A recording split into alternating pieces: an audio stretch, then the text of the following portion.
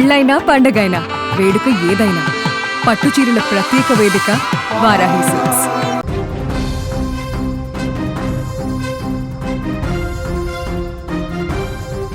తునిలోని చిన్నారి జ్ఞానేశ్వరి మిస్సింగ్ కేసులో తాజాగా 10 రోజులు దాటింది. ఇంకా ఎలాంటి ఆనవాలు దొరక్కపోవడంతో సెర్చ్ ఆపరేషన్ని మరింత వేగవంతం చేశారు. ఈ నేపథ్యంలో ఒక అప్డేట్ కనిపిస్తుంది. ఈరోజు ఫెన్సింగ్ వద్ద పాపకి సంబంధించినటువంటి కొన్ని వెంట్రుకలు దొరికాయి అంటూ కూడా తెలుస్తుంది. ఈ నేపథ్యంలో ఆ వెంట్రుకలను ఫోరెన్సిక్ ల్యాబ్కి పంపించి విశ్లేషించేటువంటి అవకాశం కూడా కనిపిస్తుంది. ప్రస్తుతము సిహెచ్ అగ్రహారం గ్రామంలో ఆ చిన్నారి అదృశ్యం ఇప్పుడు ఆంధ్రప్రదేశ్నే కాదు 2 తెలుగు రాష్ట్రాలలో కూడా సంచలనంగా మారినటువంటి విషయం మనందరికీ తెలిసిందే.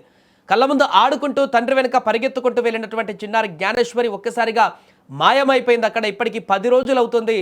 ఆ యొక్క పామాయిల్ మొత్తాన్ని కూడా జల్లెడ పెట్టి గాలించినా కూడా ఇంతవరకు ఎలాంటి ఆనవాళ్ళు కానీ పాప ఆచూకీ కానీ లభించకపోవడంతో కుటుంబ సభ్యులు గుండెలు బాదుకుంటున్నారు. పోలీసులు స్థానికులు తీవ్ర ఆందోళన చెందుతున్నారు. 10 రోజులు దాటింది, ఇంకా 11వ రోజు కూడా వచ్చిన పాప జాడ తెలియకపోవడం కేసును మరింత చిక్కుముడిలా మారుస్తుంది. అసలు ఆ చిన్నారి ఎలా మాయమైపోయింది, ఒక సామాన్య కుటుంబానికి చెందిన పాపను అపహరించిన వారెవరు, ఈ ప్రశ్నలకు సమాధానం కోసం యావత్ గ్రామం కూడా అక్కడ ఎదురు చూస్తుంది. అయితే ప్రస్తుతం పూర్తి స్థాయిలో దర్యాప్తు జరుగుతుంది. దాదాపు 200 మందికి పైగా పోలీసులు రంగంలోకి దిగారు. గ్రామంలో ప్రతి అంగుళాన్ని కూడా జల్లెడ పడుతున్నారు. చిన్నారి మిస్ అయిన ప్రదేశాన్ని పరిశీలిస్తే అక్కడ ఒక వైపు పాప ఇల్లు, మరొక వైపు తోట కనిపిస్తాయి.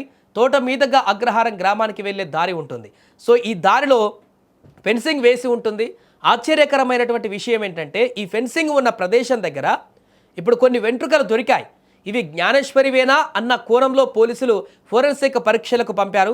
అక్కడ దొరికినటువంటి వెంట్రుకలకు పాప అదృశ్యమైనటువంటి దానికి ఏదైనా సంబంధం ఉందా లేదా అనేది ఇప్పుడు తేల్చాల్సిన పరిస్థితి ఏర్పడింది.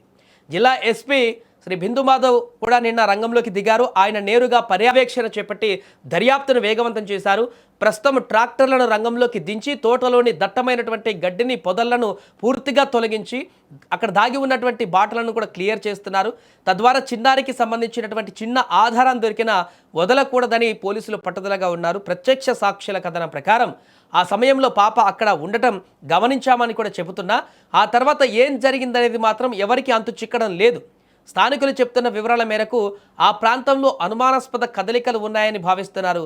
ఆ రోజు ఆ దారిలో ఎవరైనా వెళ్ళారా అనేది సీసీటీవీ ఫుటేజీల ద్వారా విశ్లేషిస్తున్నారు. దీంతో సెర్చింగ్ ఆపరేషన్ వేగవంతం చేస్తున్నారు. ఆ ప్రాంతంలో ఎటు చూసినా కూడా పోలీసులు కనిపిస్తున్నారు. ప్రతి అడుగునా కూడా విశ్లేషిస్తున్నారు. స్థానికులు సాక్షులు చెప్తున్న అంశాలను విడివిడిగా విచారిస్తున్నారు. పాప ఇంటికి తోటల దారికి మధ్య ఉన్న భౌగోళిక పరిస్థితులను బట్టి ఏ దిశలో పాప వెళ్ళి ఉండవచ్చు అనేటువంటి దానిపైన కూడా ఒక స్పష్టమైనటువంటి అంచనాకు రావడానికి ప్రయత్నిస్తున్నారు.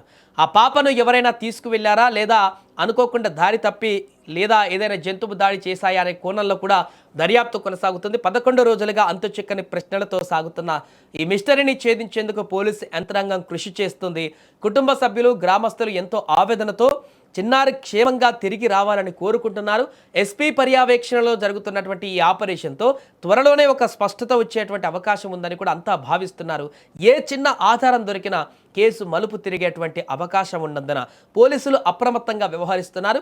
ఈరోజు అప్డేట్ ఏంటంటే ఇన్ని రోజుల్లో అక్కడ ఫెన్సింగ్ దగ్గర కొన్ని హెయిర్స్ దొరికాయి. అక్కడ పాప హెయిర్ ఏనాది లేకుంటే ఇంకెవరిదైనా హెయిరా అనేటువంటి దాన్ని ఈ ఫోరెన్సిక్ ల్యాబ్లో రిపోర్ట్లో వచ్చేటువంటి దాన్ని బట్టి అర్థమైపోతుంది. ఒకవేళ అవి పాప వెంట్రుకలు అనేటువంటి విషయం క్లారిటీ వస్తే ఫెన్సింగ్ సైడే పాప అటువైపు వెళ్ళింటుందనేటువంటి ఒక క్లారిటీ వస్తుంది. కాబట్టి అటువైపుగా ఆ దిశగా కూడా దర్యాప్తును మరింత వేగవంతం చేసేటువంటి అవకాశం కనిపిస్తుంది. మరొక వైపు ఈరోజు ట్రాక్టర్లన్నీ కూడా బరిలోకి దిగాయి.